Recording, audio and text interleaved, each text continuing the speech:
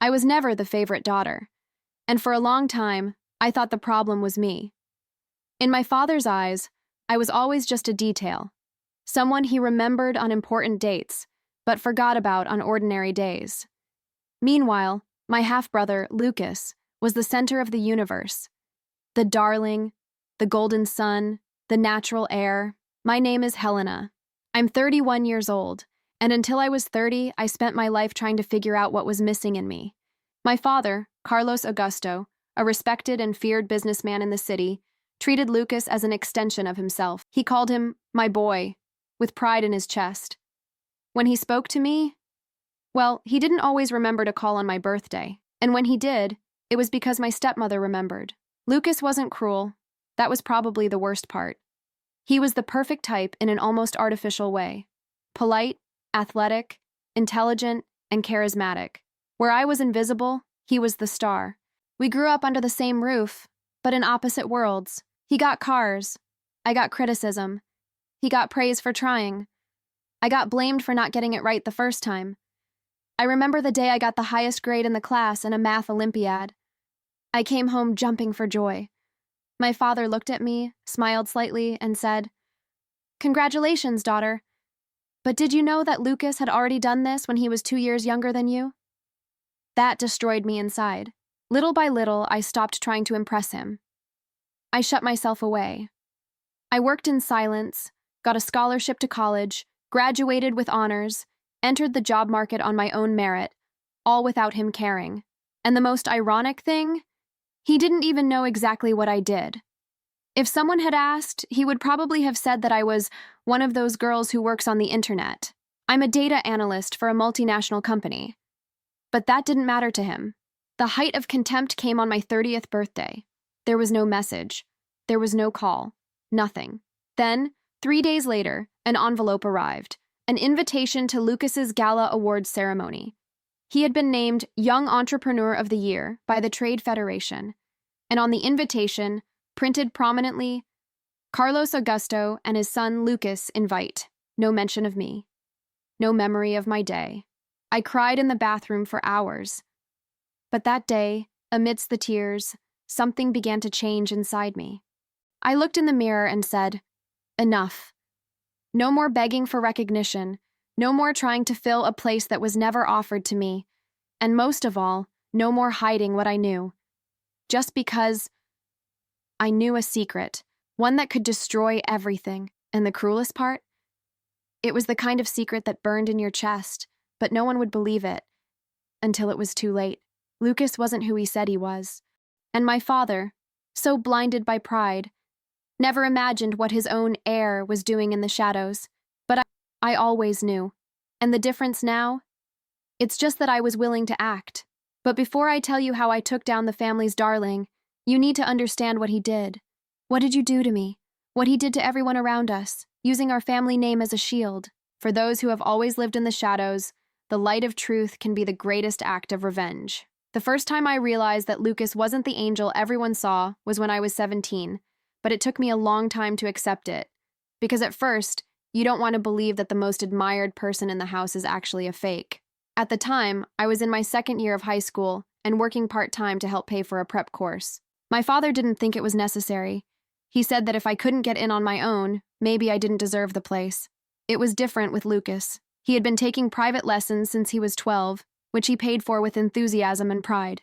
One afternoon, when I was returning early from the prep school because a class had been canceled, I found the main gate ajar. I found it strange because the housekeeper always locked everything when she left.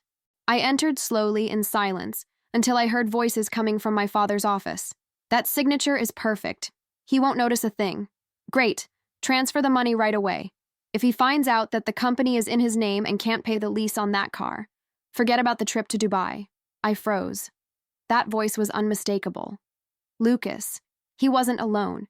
He was talking to an older man, perhaps a lawyer or someone from the family finance department. My heart raced. I peeked through the crack and saw documents being manipulated, signatures forged, money transferred. Lucas forged our father's signatures to divert money from the company. And no one suspected. I pulled away slowly, shaking. I couldn't sleep for the rest of the night. The next morning, I tried to tell my stepmother, Denise, Lucas's mother. She was cold to me, but I thought that as a mother she would be alarmed. She looked at me with an icy smile and said, "You're jealous, Helena. That's ugly. Be careful what you invent about your brother. It could get you into trouble." At that moment, I realized no one wanted to see the truth. Lucas was the perfect reflection that everyone chose to see. And me, I was the envious one, the bitter one, the excluded one. So I did what any scared teenager would do. I kept the secret. I swallowed the truth like poison. I kept watching my father look at Lucas like he was the salvation of our lineage, while I became background noise. But what came next was even worse. Years later, as an adult, I decided to start my own business. I prepared a presentation, designed a solid plan, and for the first time, I had the courage to ask my father for help. No money, just support. A contact. A piece of advice. We sat at the table and he didn't even let me finish. "Helena, you are smart, yes, but business is not for everyone. Lucas has instinct. You have a good heart, that's all. Be practical. Maybe something like human resources would suit you better." That cut me down, but the worst was yet to come. A few weeks later, at a startup fair, I heard someone talking about a new tech company with a brilliant idea. It was mine. Lucas had stolen my presentation, my proposal, my project, and registered as his. I was shaking from head to toe. I wanted to scream, to cry, to disappear. And when I confronted my father, he laughed. "Helena, maybe you two thought of it together. And if it was his idea, congratulations. You know how it is. He was born with a nose for business." At that moment, my world shattered completely. And it wasn't just because I had been betrayed. It was because I realized that, in that whole theater, my role would always be that of an extra. But even extras can change the script. That same day, I returned home and opened an old folder I had kept in the back of my closet. Inside were copies of the papers I had secretly photographed years ago. The forgeries, the transfers. The difference now is that I wasn't afraid anymore. It was time to take off the darling's mask and make my father see what he refused to see for decades. What stopped me from acting sooner? The fear. Afraid of appearing resentful, afraid of not being taken seriously, afraid of my father looking me in the eye and once again turning his face away. But that day, something inside me snapped. It was as if I had watched the same scene so many times that I suddenly realized it wasn't me who was at fault. It was the script that was flawed. I pulled out the folder containing the evidence I'd been storing for nearly a decade. Printed copies of bank transfers, a forged signature next to my father's original. I'd done it on impulse years ago without knowing why. Now I knew. Justice begins the moment courage overcomes silence. I spent days reviewing everything. I used my experience as an analyst to cross-reference data, map movements, generate graphs, and put together a dossier with each fraudulent operation carried out by Lucas. And there were quite a few. There were transactions on behalf of third parties, absurd personal expenses paid by the company, including 2 luxury vehicles and an international trip with a companion, all registered as external consultancy. I mounted the file. I renamed it as Evidence, Lucas F. Fraud. And I closed the notebook with trembling hands.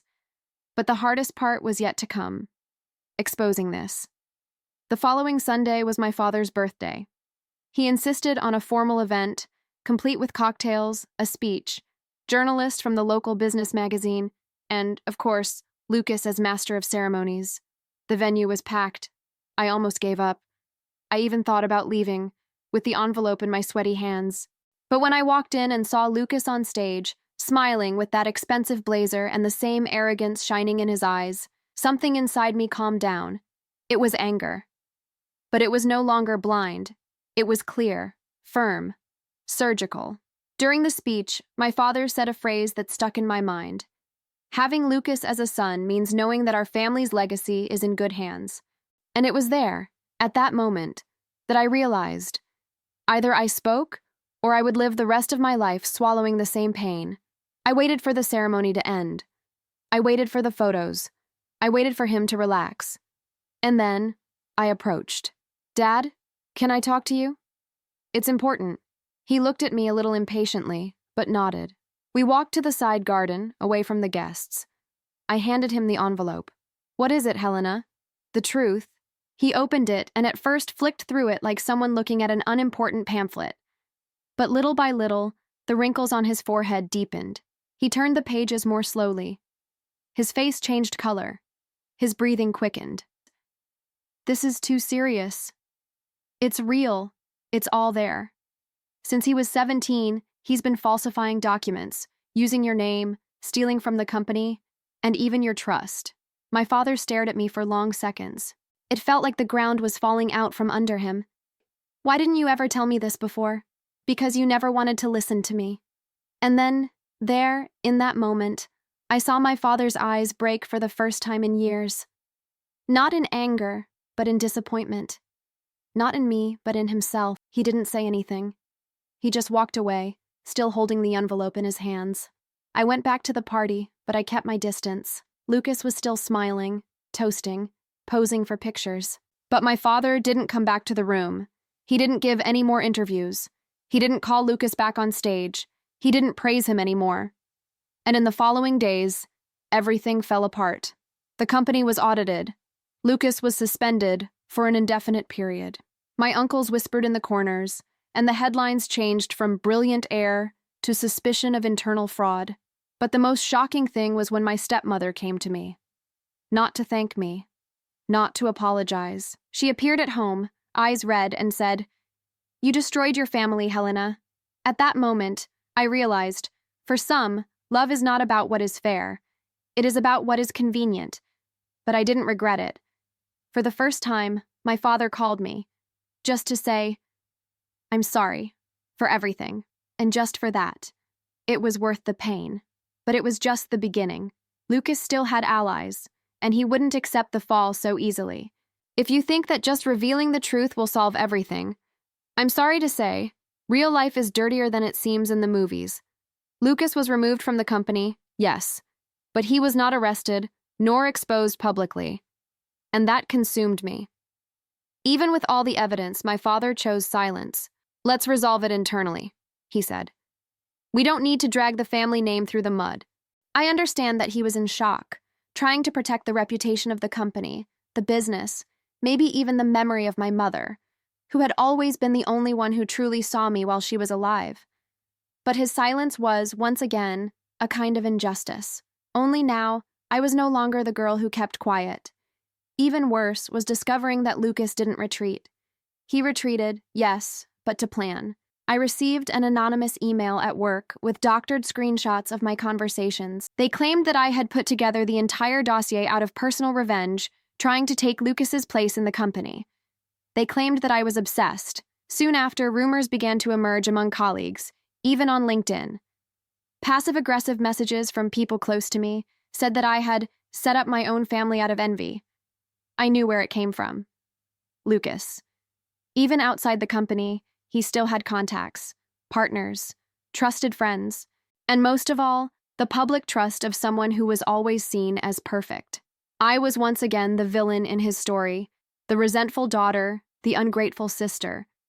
But what he didn't know, it's just that I was prepared. My father tried to convince me to let it all go. "He's fallen far enough, Helena. There's no need to sink him."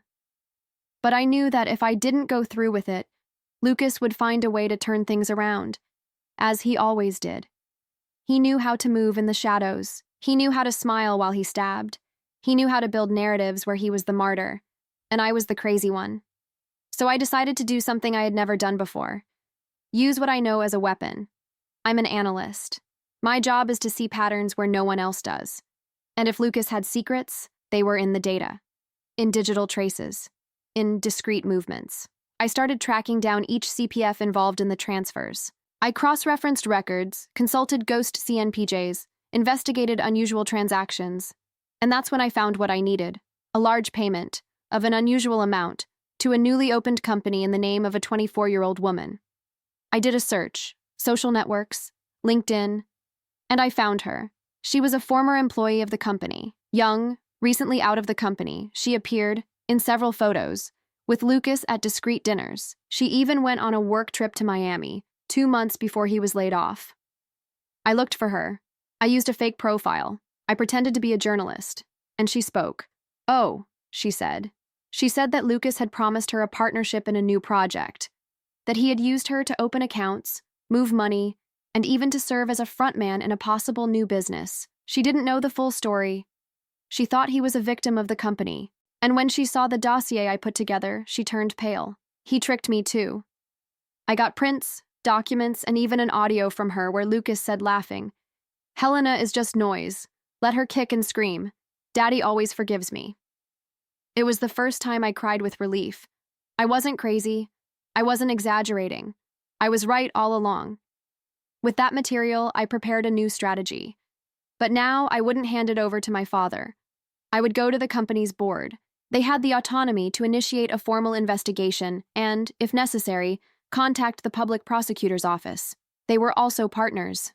Big people. People who, unlike my father, valued capital above image. I delivered everything anonymously, with protocol, and I waited. The next day, the scandal began to brew. Silent, like a dark cloud gathering on the horizon. I knew it. The storm was coming. And this time, Lucas would have nowhere to hide. There is a strange satisfaction in watching the destruction of an empire that seemed untouchable, especially when you know you didn't bring it down with shouts or violence, but with intelligence, with patience, with justice. After I delivered the material to the board, there was deathly silence. For days, no one said anything. No emails, no phone calls. I almost doubted that the package had been taken seriously. But it was. On Friday of the following week, a story quietly appeared on an investigative finance website. Promising executive at CA Consultoria is target of internal investigation for tax irregularities. He didn't mention Lucas by name, but his profile was unmistakable to those who knew him. And more importantly, it set off investors' radars. The company's shares began to fluctuate, the board met in a hurry, and my father called me at 2 a.m. "It was you, wasn't it?" he asked, his voice heavy. "It doesn't matter who it was. What matters is that it's true." There was a long silence. Then he simply said, "You don't know what you started." But I knew. I had begun something that should have been done years ago, tearing the mask off the family's darling. Behind the scenes, Lucas was in despair. I was told he tried to contact the advisors, tried to manipulate versions, claim sabotage. But now it was different. There was too much evidence, too many voices, and he didn't know that the next piece was already on the way. With the help of the former employee Lucas used as a front, we were able to formalize a statement. I paid a lawyer to protect her, because she started receiving threatening messages. Yes, he tried to shut her up, but what Lucas didn't understand was that this time, I wasn't alone, and he was no longer seen as untouchable. The quietest and most powerful movement came when one of the oldest members, Ms. Marcia, contacted me via encrypted message. "I received your research. We already knew something was wrong. Now we have what we needed. A reason to act." That woman was a legend in the market. A founding partner of the company, she had more shares than my own father, and she hated scandals. She herself called an emergency meeting with the shareholders, and at this meeting the suggestion came from her.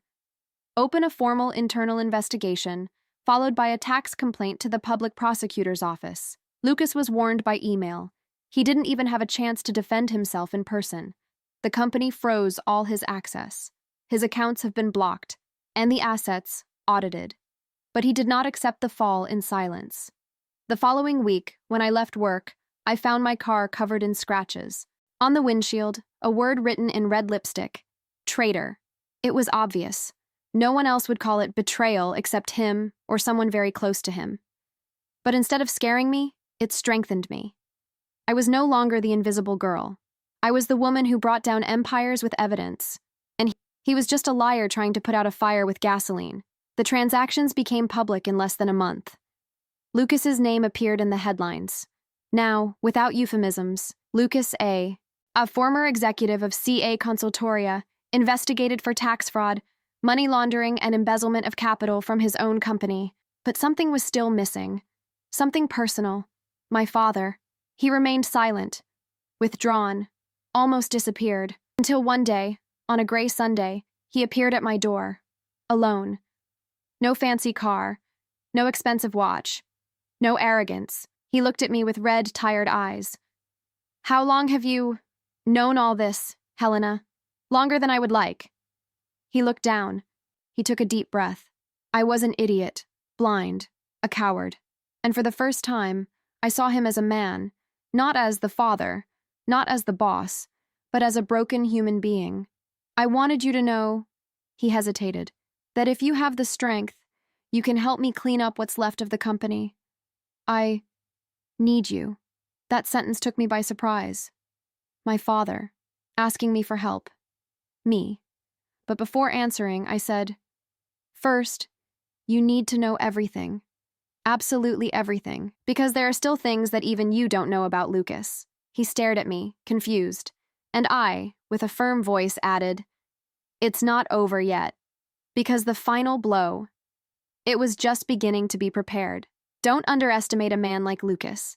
He was the kind of person who could have one foot in the abyss and still find a way to smile for the cameras, as long as he could push someone else over the edge before him. Even after the accusations, the removal, the evidence leaked to the press, and the judicial freezing of assets, he still acted as if it were a matter of time until everything was resolved. And perhaps it would have been if I hadn't gone further.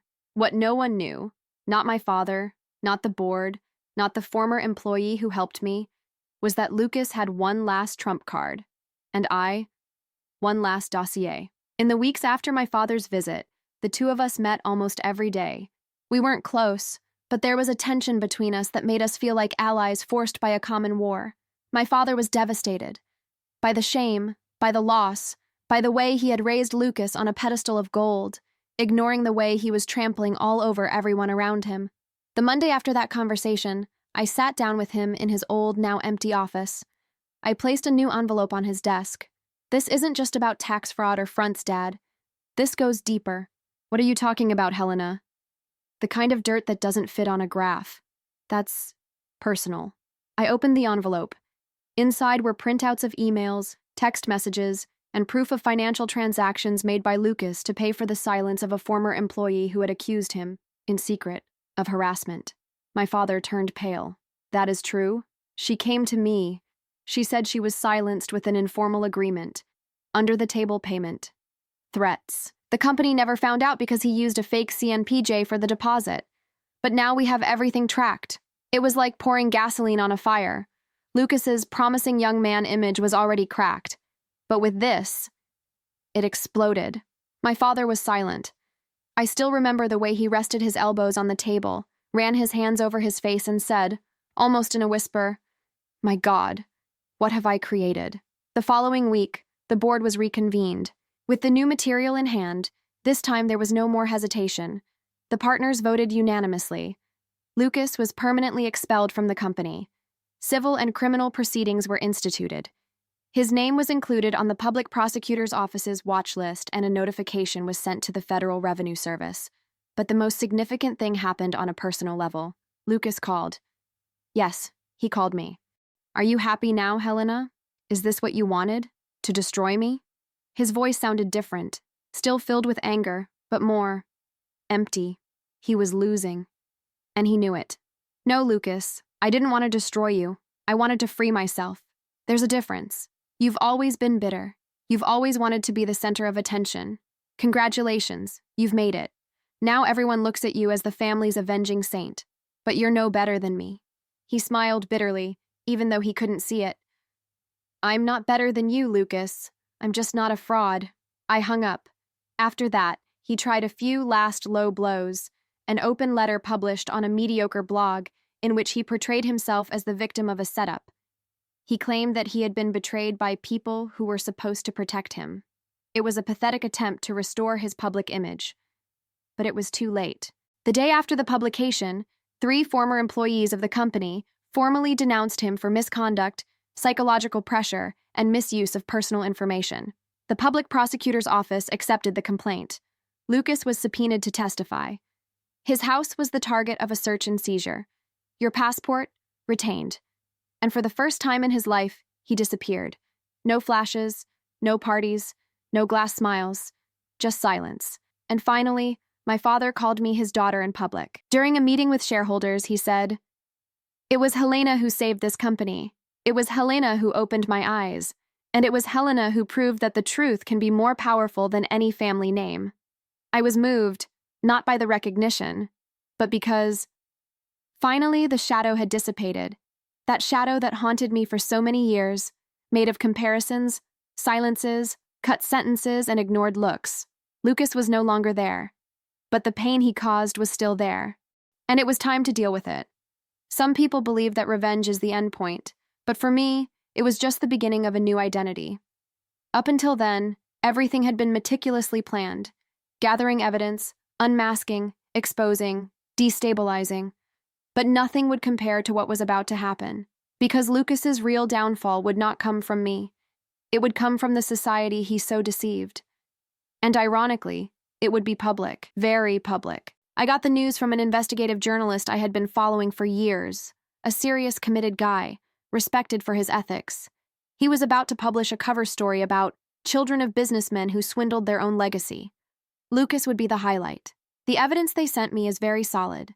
But if there's anything else, anything that ties the story together tightly, now is the time, he told me over the phone. And I had. I recorded the call in which Lucas accused me of wanting to be the center. I combined it with a detailed tax report I had built using the former employee's documents and a technical summary explaining how he had concealed the transactions. I sent it all to the journalist and authorized the use of my name.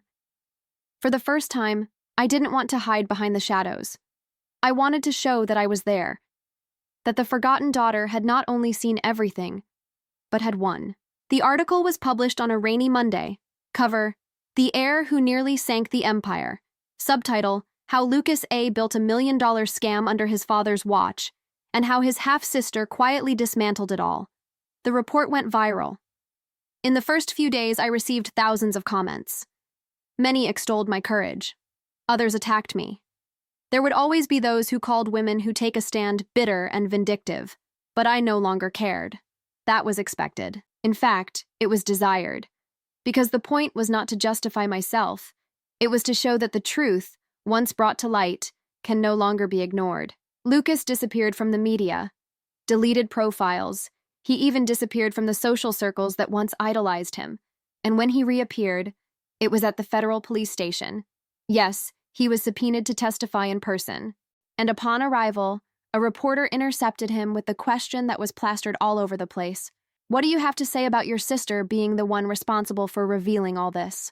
Lucas just looked at the camera, with that old smile, but this time empty, dehydrated, and said, "She always wanted attention. Now she has it." That made me laugh, not with joy, with sadness. He hadn't learned anything, but the world does. And most importantly, my father did. That night, I was invited to participate in the company's general meeting as a new strategic consultant. Me, the forgotten daughter. I presented proposals, I was applauded, and for the first time, I didn't feel like I was occupying a space I deserved. At the end of the meeting, my father called me aside and handed me a small wooden box. Inside was a letter, handwritten. It was my mother's. I found these belongings of hers in the old archives. I thought you should keep them. I read it right there, trembling. Helena, if one day you feel like you are invisible, remember, only those who shine too much overshadow others without meaning to. You are light, even when the world only sees shadow. I cried in silence, for the pain, for the longing, for the liberation. But my journey with Lucas wasn't over yet. The most intimate part was missing, the oldest wound. He needed to hear me, for once in his life, without an audience, without a lawyer, without lies. And the universe seems to have heard my thought. The following week, he came to me, personally. It was a gray, muggy morning. I was at home, making coffee, trying to come to terms with this new version of me. A woman who, after years of silence, finally had a voice. The intercom rang. It was unexpected. I glanced at the camera and froze. Lucas. Alone. Without a car. Without a suit. Just a crumpled t-shirt and a lost look in his eyes. For a moment, I thought about not answering. Part of me wanted to leave him there, in the light rain that was beginning to fall. But there was something about his face that looked different. Not regretful, but empty. I opened the gate. He entered silently. He sat at the table on the porch as if his body weighed 3 times as much. His shoulders slumped. His eyes were sunken. It was the first time I had seen my half-brother without his armor. I lost everything. It was the first thing he said. You lost what you never had, Lucas. A life based on lies is not possession. It is illusion. He stared straight ahead, as if absorbing the weight of those words. Only after a few seconds did he finish. I don't know who I am without the applause, without the toasts, without my father praising me in front of others. Do you know what the difference is between us? I asked, looking straight ahead. You grew up hearing that you were too much, and you believed it so much that you stopped growing. I grew up hearing that I was too little, and I had to build myself from scratch. He ran his hand over his face. There were dark circles under his eyes. His hands were shaking. His arrogance seemed to have melted under the weight of the consequences. Are they going to arrest me? Probably. And I completed. And even if they don't arrest you, you've already lost what you loved most, the reflection of a world that applauded you without knowing you. He lowered his head. For once, he didn't try to justify himself. I hate you for doing that. And I forgive you. He looked up in surprise. That was the real blow. Not the data, not the report, not the advice, but the forgiveness. Because when you forgive someone like Lucas, you're not setting him free. You're setting him free. You. He left without saying anything else. He never looked for me again. Days later, I learned that he had tried to flee the country. He was prevented from doing so by a court order. He had to give a formal statement. The investigation progressed. Several other people began to come forward with similar stories. The case grew. Lucas became the face of a corporate scandal that inspired documentaries and debates. His image as a model of success turned to dust. And my father relearned how to be human. He started visiting me on Sundays, with bags of bread and cheese, as if we were returning to the childhood we never had together. He invited me to join the company's new board, now reformulated with more diversity, more ethics, more responsibility. But more than that, he started listening to me. One day, he looked at me and said, Helena, you were my punishment and my salvation at the same time. And I thank you for not giving up on me. That sentence didn't erase the pain of an entire childhood of neglect, but it gave me peace. Not because he recognized it, but because I no longer needed to prove anything to anyone. Lucas disappeared from the newspapers. They say he lives on a farm in the countryside, surviving with the help of acquaintances. He never set foot in a company again. He never had an audience again. And perhaps for the first time, he knew himself. I don't root for his destruction, but I hope he looks in the mirror like I did for years, with pain, with shame, but with the possibility of reconstruction. Because the true end of revenge, it is not the downfall of the enemy. It's the day you look at yourself and say, I won, and I didn't even have to get lost along the way. Today I walk through the halls of the company headquarters where, for so long, I was just a shadow. They look at me differently now. Not with pity, not with flattery, but with respect. Respect not for having beaten my brother, but for having remained standing when everything around me tried to erase me. It took me a long time to understand that my fight was not for recognition. It was for dignity. And the voice I needed to hear was not my father's, nor that of the partners, nor that of the journalists. It was at me. I rewrote my story, not to erase the past, but to give it new meaning. Sometimes in meetings, I still feel the weight of his surname. After all, Lucas was charismatic. Many people still refer to him with a certain nostalgia, as if they were remembering a fallen star. But I don't correct him. I don't provoke him. I don't encourage him. I just follow. Because whoever really wins, it's someone who no longer needs to prove anything to anyone. My father is getting older, but oddly enough, he seems lighter. He jokes that he never imagined having a daughter so tough and so right at the same time. Sometimes we have lunch together and talk about simple things. Movies, books, the company. We don't talk much about Lucas. But when we talk, there is no more anger.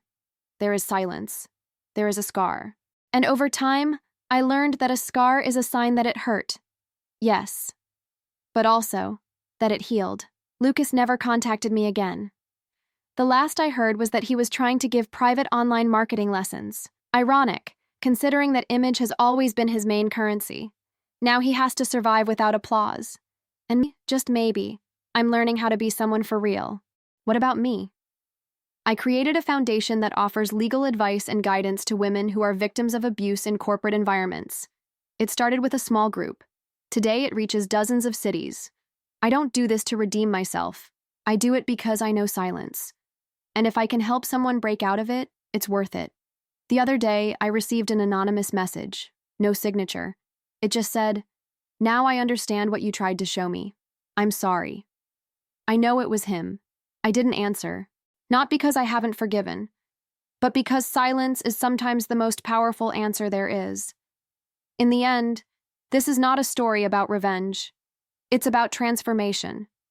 About the moment when a woman stops asking for permission to exist and starts taking the place that was always hers. About silencing a lie that lasted decades with a truth built in silence.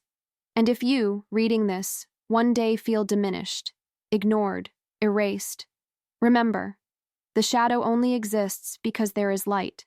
And maybe you are that light, even if you don't know it yet.